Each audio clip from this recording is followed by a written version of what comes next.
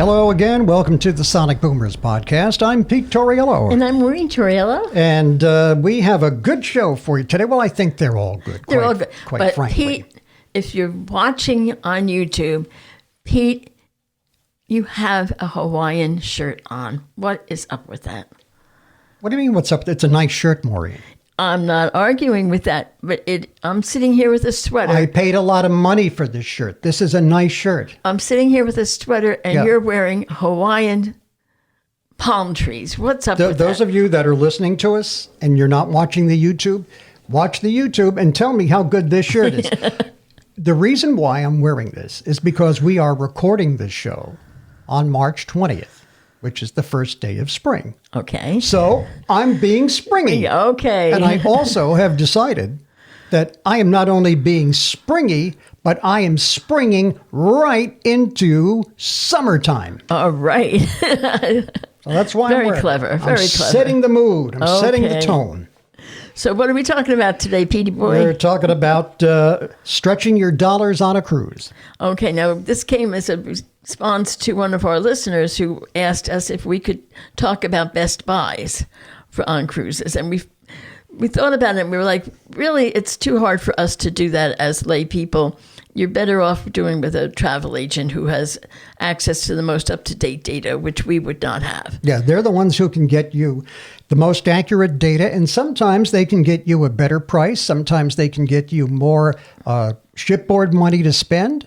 Right. Sometimes they can get you a better deal. Sometimes they can't, because a lot of the cruise lines are getting a little bit cheaper now and a little bit tighter on what kind of deals they'll make with the travel agents. But if anybody is going to get you a better deal, they will. And they don't cost anything. No, it doesn't cost you any. A lot of people think that you have to pay for a travel agent. No, it doesn't cost you a penny. No, the cruise line is paying them. Yeah. So you're good. So anyway, so we're talking about stretching your dollars, how to get the most bang for your buck when you are booking a cruise. Now, one of the biggest ways that people debate about is whether they should get a drink package or not. Drink packages are offered by almost every cruise line, and what it is you pay a flat amount per day, and you can have up to a certain amount of drinks. Usually it's up to at least 15 drinks a day. And that all sounds kind of good. You know, say, okay, I don't have to worry about running up too big of a bill. I'm not going to get hit with a big bill at the end. But the price of these drink packages are, I think, astronomical. Yeah. They can range from like $80 to over $100 per person per day. And you have to do the whole thing.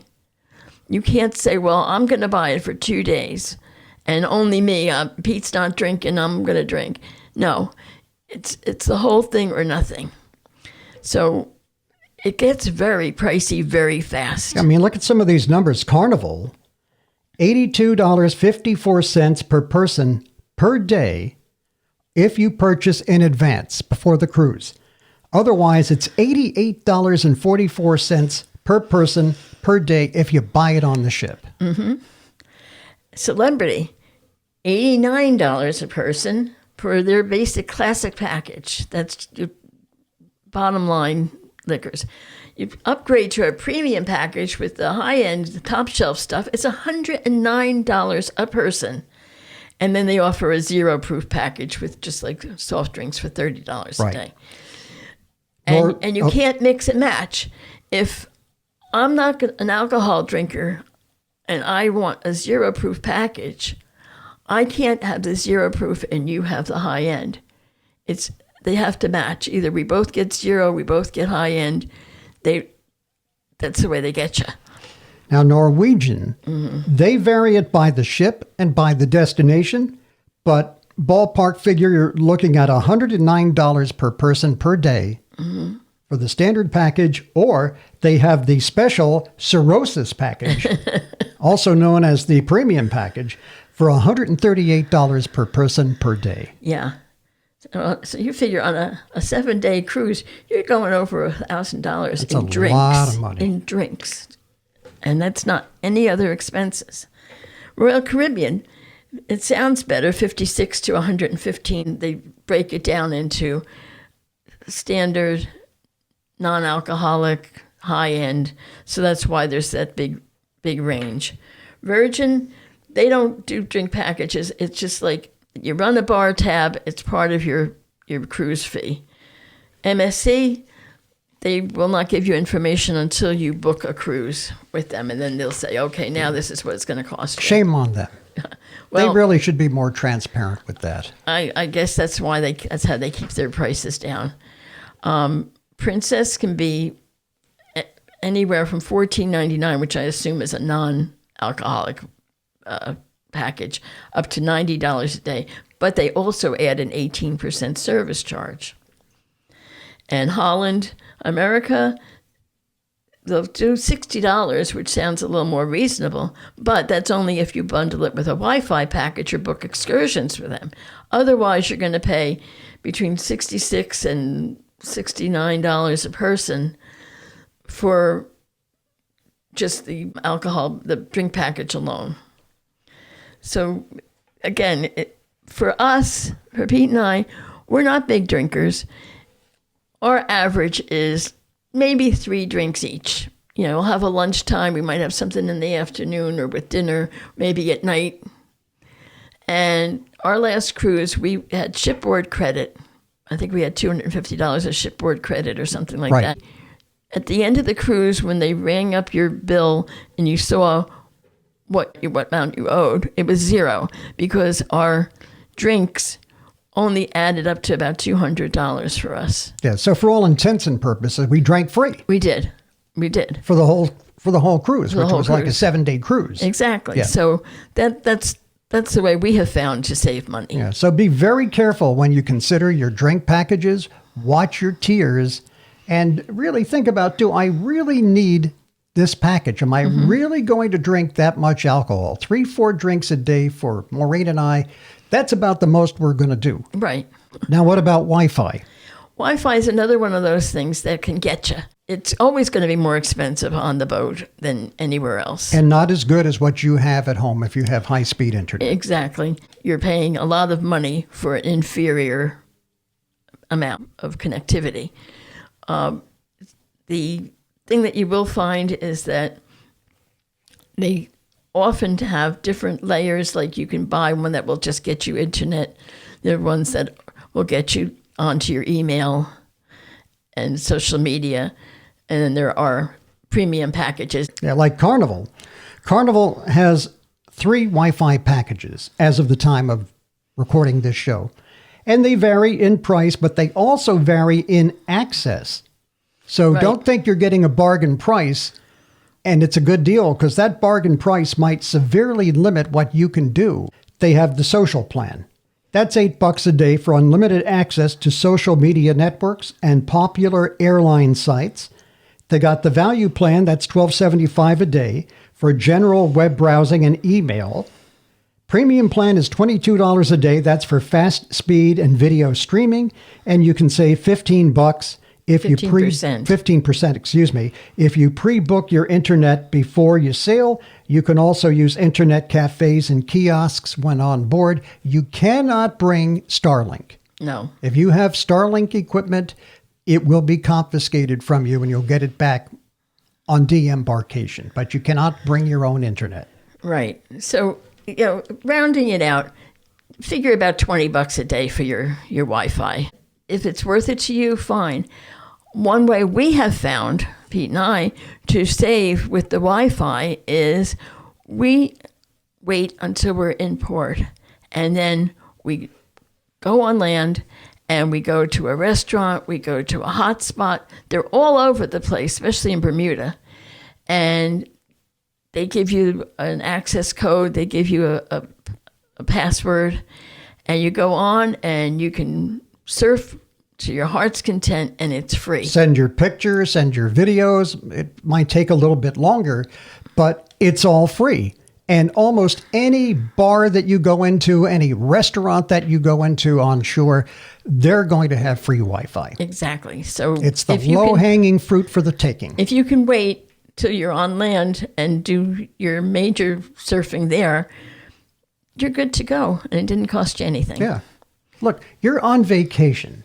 You don't have to be in touch all the time. There's a certain value to unplugging and saying, you cannot reach me for the next 7 days. Okay. No, I'm not available to you. You cannot reach me. You cannot bother me. Why do I want to tap into that when I'm on vacation? Right. So that's another area that you can save mad money on. Restaurants, specialty restaurants. Now, when you book a cruise, you don't have to go to specialty restaurants. You can have a wide range of dining experiences, from a buffet to the main dining room where they serve you. You get the table, you get the nice napkins, you get waiter service, pampered and catered to like you're a king and a queen, all included in the price of your cruise. Yeah. So you could just X out the specialty restaurants and be done with Okay, it. but what about the people that are going to say, well, I heard that if you go to Chops, let's say, which is one of the big specialty restaurants, I forget what cruise line it's on, the food is much better there, and it's better meat, and it's better this, and look, we have only done specialty restaurant once in the approximately 15 cruises that we've done over the years, and that was on Celebrity, and it was on the Aqua class. We had to upgrade because we needed special accommodations for Maureen. We need handicapped accessible. And the only way that we could get it was to upgrade to Aqua class. And so admission to Blue was included. And honestly, I didn't think that the food at Blue was a whole heck of a lot better than it is in the main dining room. In fact, there were many nights that we went to Blue and we looked at the menu and we were like, I don't want anything that's on here. Yeah. So like I said, you can very easily, without a blink of the eye, say no to the specialty restaurants and be done with your decision making. Specialty restaurants will charge you extra, obviously. That's why they're specialty. And it can be a lot extra. Yeah. There are some of these specialty restaurants on board that's like maybe $200 extra to eat, when you could have a perfectly fine meal that's already included in the your fare. main dining room. Now, I understand. Sometimes you're going for, your 50th wedding anniversary, or this is like a special occasion, and you want to up your ante a little bit and have a little higher end experience. And maybe you want to book one night in a specialty restaurant. Okay, do it. But if money is an object, I'm telling you, you can have a perfectly fine dining experience with doing none of the above. And if you really want to try the specialty restaurants, try them for lunch. It's cheaper at lunchtime than it is at dinner time. Just an extra tip. The only thing that I would change is, historically, we've always had our breakfast up on the buffet in the morning. It is a shit show. It's really crowded. People can be really rude and obnoxious. Not always, but Yeah. there have been some that we've encountered. I try to get there like soon as they open. But if you're there 7, 8 o'clock, it is going to be a friggin' dumpster fire. And I would say then you want to try to get your breakfast down in the MDR because it's not crowded. Right. And you may have fewer choices, but you've got your sanity. The MDR, main dining room, is included. So even for breakfast, if you go there, you're not paying anything extra. Not so a dime. There you go. Another way to save on excursions. If this is your first time cruising or your first time to this destination, you're probably going to want to explore the area and see what's around. And there are excursions that are offered by the cruise line. There are excursions that you can book on your own, or you can just get lucky and go out and see what you find. I highly recommend doing it through the cruise line. Yes, that's probably the more expensive way to go, but you have peace of mind that it is safe, that they're not going to be ripping you off. All right, it's been vetted by the cruise line. And the biggest thing is, should something, God forbid, happen that causes you to be late returning to the ship will wait for you if you are on a cruise line excursion.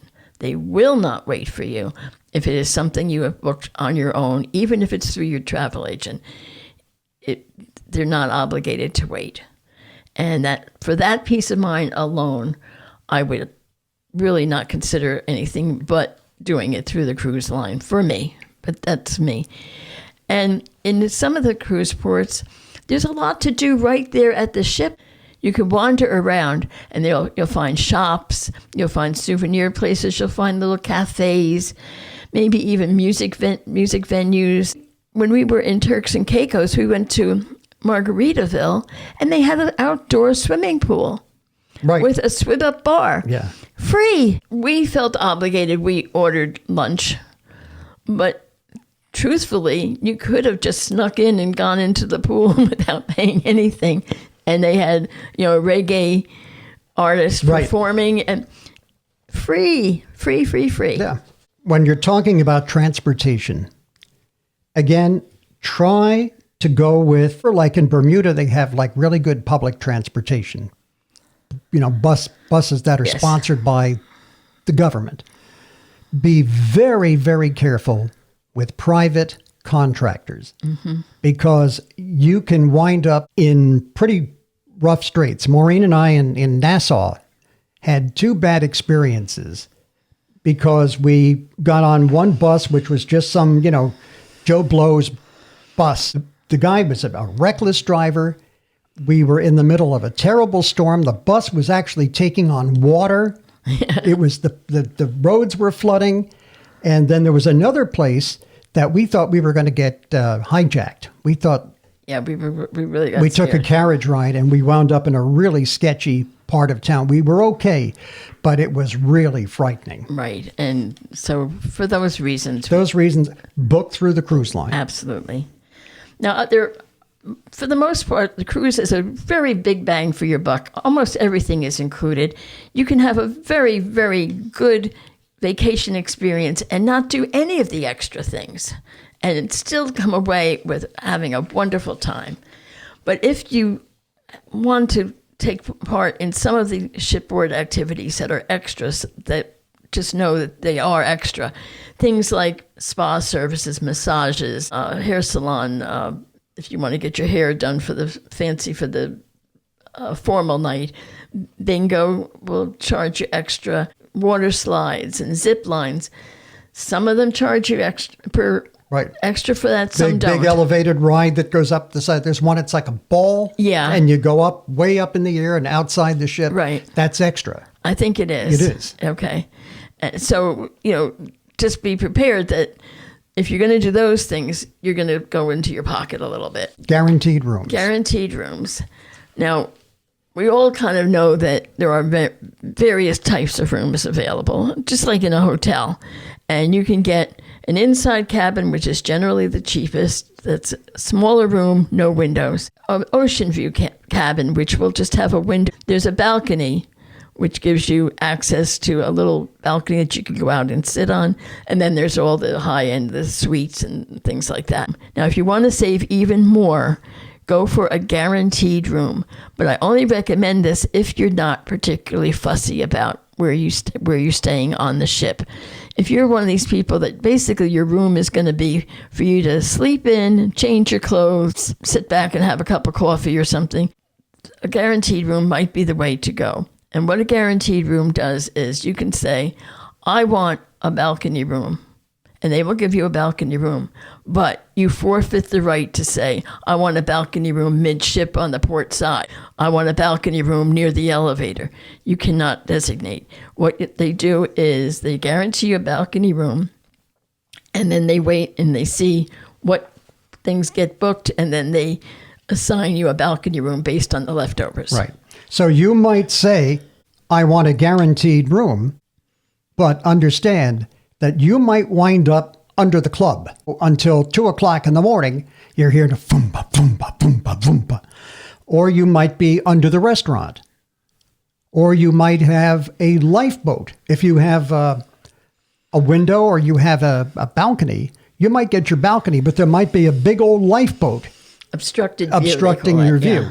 So you can't call that one. They just have to give you a room in the type of room that you want. some other ways to save: casinos. We're not gamblers, so we can't really tell you too much about it. But if you are a gambler, you might be able to leverage casino credits to actually get a discounted or even free future cruises. That's what Professor Melissa does. She does one of the many YouTube shows on cruising. And she says a lot of times she cruises free because she leverages the casino, what Right, she spends in the casino. They give you points or something. Yeah. I don't know exactly how it works, but you can look online for that. And also, at the very least, if you're playing at a table game, they quite often will offer you a free drink. And lastly, I would say future cruises. You can book your next cruise on this cruise, and they offer discounted fares. They offer additional perks. They have an actual place on the ship for you to sit down with a representative, and they can answer your questions and find a really good deal for you for a future time Right. cruise. And some people book a year, 2 years in advance. Also, if you are a cruiser who needs special accommodations like handicapped, you really need to book early because there is a very limited number of handicapped accessible rooms and they go like hotcakes. So the downside with this is they do require a down payment, and it may not be refundable. What they will do is, if for some reason you have to cancel that cruise that you book, they will maybe credit you that you can apply what you have put down already to a different cruise. Right. But you may not actually get your money back. If they cancel, you get everything back. Right. If you cancel, You not could lose it all. necessarily.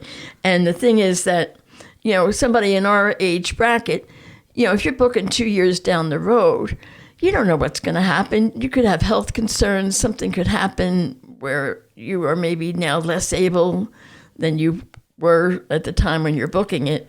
And you might decide that maybe this cruise isn't good for you, and you might be out the money. Always take out the cruise insurance. Right. So those are the ways we come up with to help stretch your dollar.